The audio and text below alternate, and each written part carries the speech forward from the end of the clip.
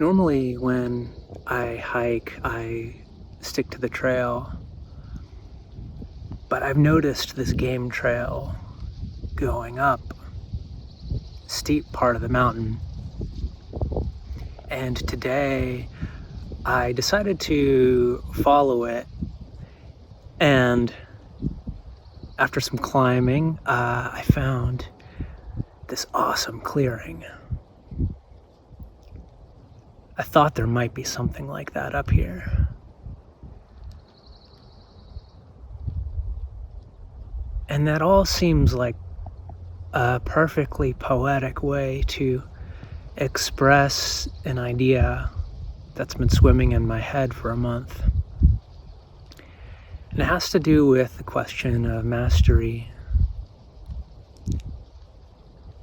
I've devoted a lot of the past 4 or 5 years to developing something of a mastery in the skills of drawing and painting. It's been fun. I've enjoyed acquiring the skills and developing the familiarity with this field. And as of recently, my goal for my life, I guess my most immediate goal, was to develop a high degree of mastery in painting, and then to do something with it.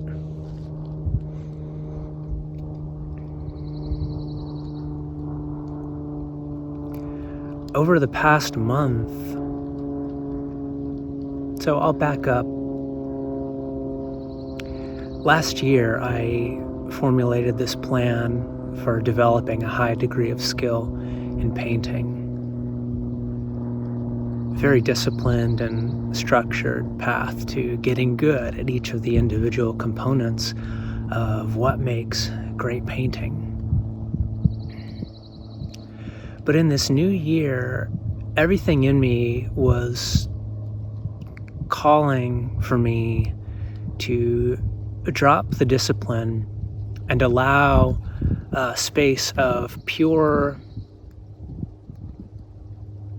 creativity and expression, unhindered by development or focus.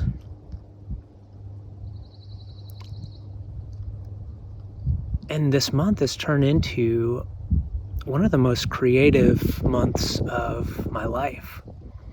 I can't remember a time when my heart was more fertile. It's been at least a decade. It's been so fun and interesting to let off the discipline and see what grows up out of it. And it's given me a little bit of a different perspective on mastery. So here's what I've taken from it. I view mastery in something like painting as a deep familiarity that allows for a great freedom of expression.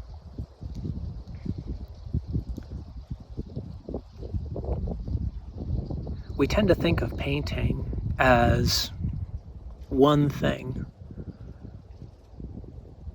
but in reality, painting is a whole composite of things.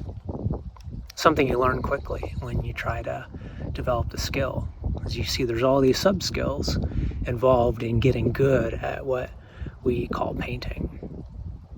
You need to get good at drawing. You need to get good at color. You need to get good at design. All kinds of different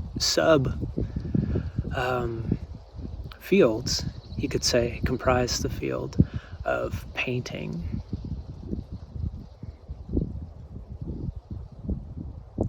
One of the things that this creative boom has encouraged in me is the joy and pleasure of discovering what it is that I like, and what it is that only I could uniquely do? What are the things that come out of me? What is my way of seeing and expressing the world that is so deliciously and uniquely Kyle, that I'm the only person who could ever develop it and bring it to fruition? Or to put it in the language of mastery, what would it be to develop a mastery not of painting or any other field, but a mastery of being yourself?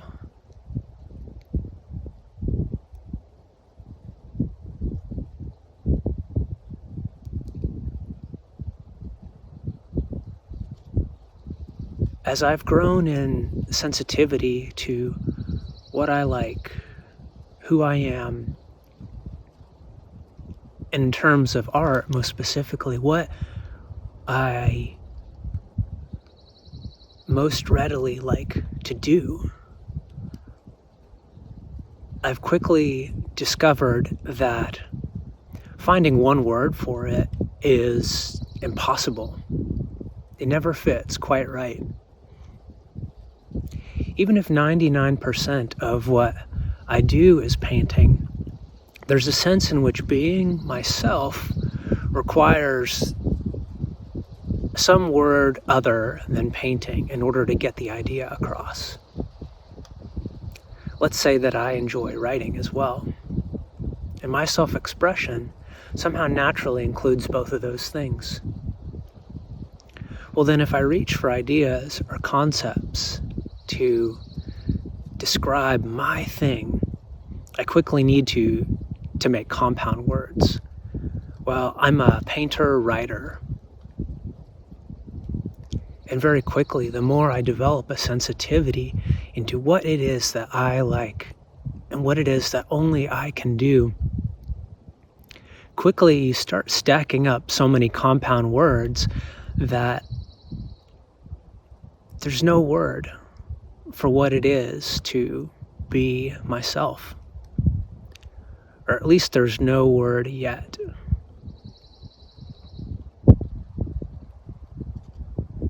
I found this great joy in that weird paradox. And that is what I've really leaned into over the past month, is rather than identify myself as a painter anymore, or a writer, or whatever, and to consider my path at developing mastery at an established thing like painting.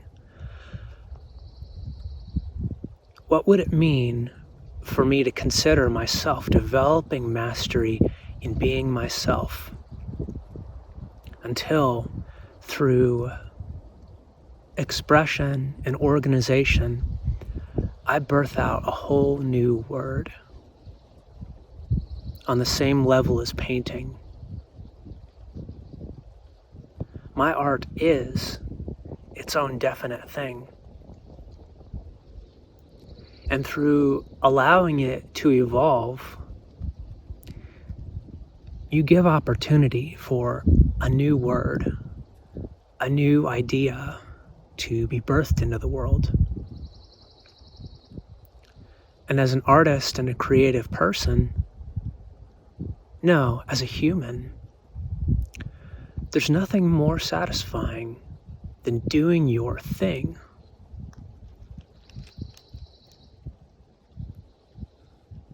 Allowing your own unique genius to come out through sensitivity and love and exploration and self-trust.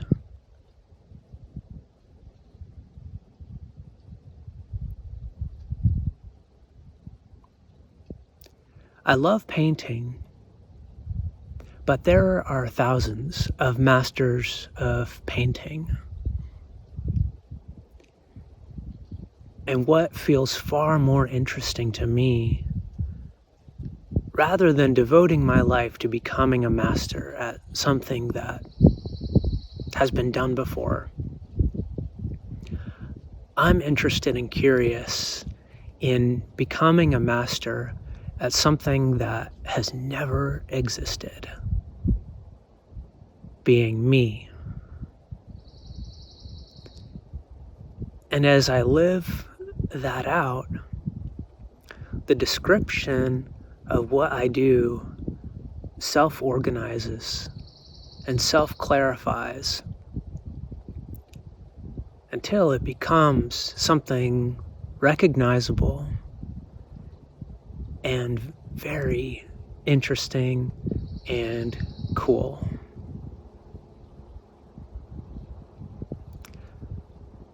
So I guess I would suggest to you, what would it mean for you to open up a little bit out of your identity as a painter or anything else that feels like a strong foundation of what you are and what you're aiming to do?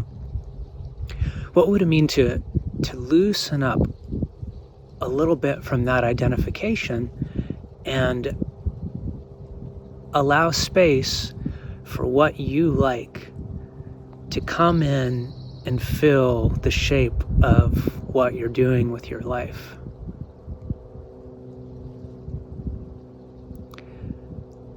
At first, it will make your life feel indefinite and scattered. The language I'm prone to use on myself is, oh, I'm just being mercurial, indecisive, flighty, a jack of all trades and a master of none. The questions come up of, how am I going to make a living out of something that is not established?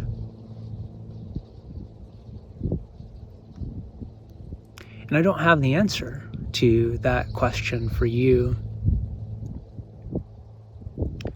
But for me, more and more, when I label myself as flighty or undisciplined, the question that is coming to my mind is, am I just looking at my activity that I call flighty from the perspective of a painter? I'm not doing what a painter does. And from that perspective, I'm not disciplining myself enough on the path in order to become a master painter.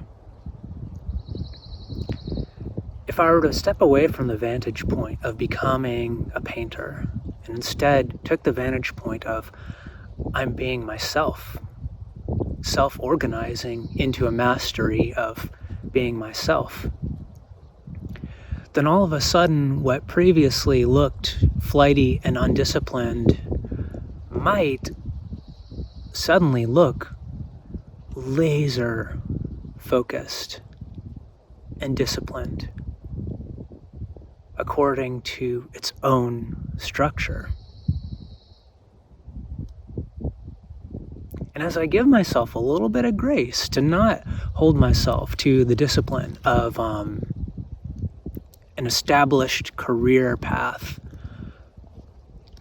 what I'm finding is what I used to consider to be flighty was actually just me being me all along. In some ways with rock solid discipline. It's just that discipline wasn't specifically monetizable.